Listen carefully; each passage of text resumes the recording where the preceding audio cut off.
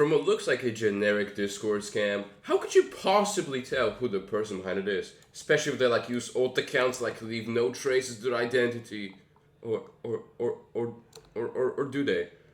Well, here's how we went from having no possible clues to blowing the entire case in just a few hours. I hope you enjoy.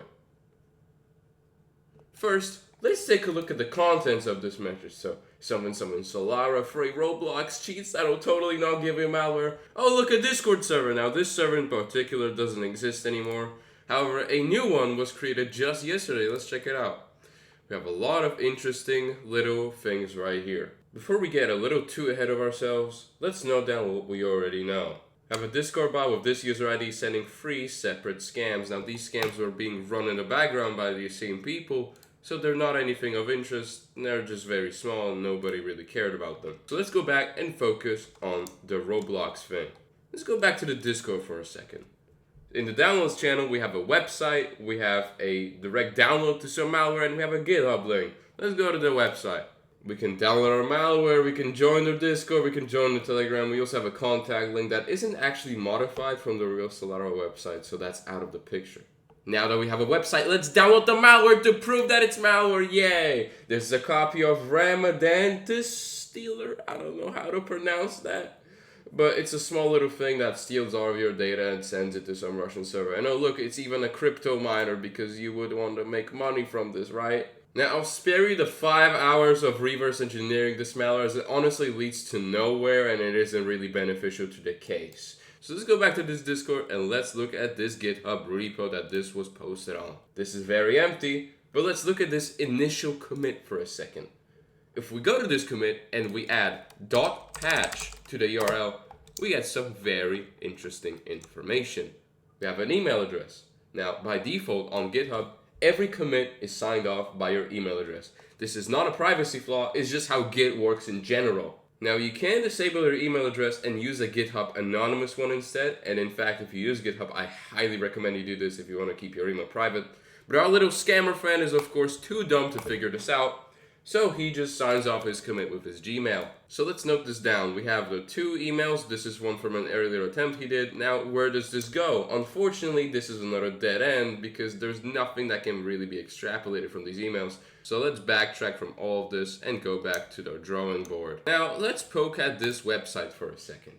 We're gonna right click and view page source. We're gonna scroll all the way down and we have a bunch of JavaScript right here with Russian comments in them, which strangely look like ChatGPT. In fact, from these Russian comments in the JavaScript, we were able to figure out his VPS's IPs and all of his past and future attempts of scams. This is an OVH VPS that may or may not have been shut down because of me. This is an offshore VPS and somewhere in Russia. And we also found all of his past and future attempts of scams. In fact, the original time I found this website was through Census. In fact, here are the JavaScript comments. So let's note this down, and the fact that they're probably of Russian origin should click in your head right now.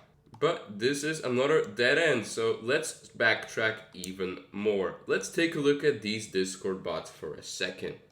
Let's check out this Discord bot that was used to send the scams in the first place, and notice how we can add it as a user app. Let's add it to My Apps, and we have 2 little funny links right here, the privacy policy and the terms of service. Let's go to the privacy policy, and it links us to a website called mrcannon.site. Interesting little URL. Now let's execute some pro hacker techniques. We're gonna remove all this and just go to the main page. Ladies and gentlemen, we get a bio page. This is all in Russian once again, and this should be obvious that this is the person behind it, but you know what? Let's get one more thing to really settle this down. Let's seal the deal. Running a whois scan on solaradev.org, we get 2 name servers, Dale and Lana. Now these are registered to Cloudflare, and the thing with Cloudflare is that for each domain you register, you get the same name servers. They're basically tied to you per account. Now let's take a look at all these other domains that we're definitely using in the scams. We also have Dale and Lana, and we have Dale and Lana. These are 3 separate domains. And now let's take a look at mrcannon.site. Ladies and gentlemen, once again, Lana and Dale. ladies and gentlemen,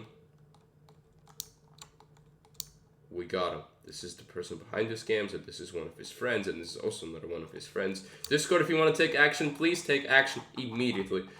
I hope you learned something from this little investigation. It was really fun to just kind of poke at every piece of evidence that we have and figure all of this out. And I hope you learned something. I hope you learned all these open source intelligence tricks, the fact that you can find emails from GitHub commits, and the fact that you can basically narrow who a person is by just looking at the name servers of the domain.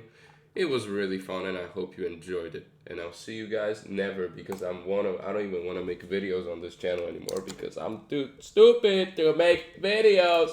Bye.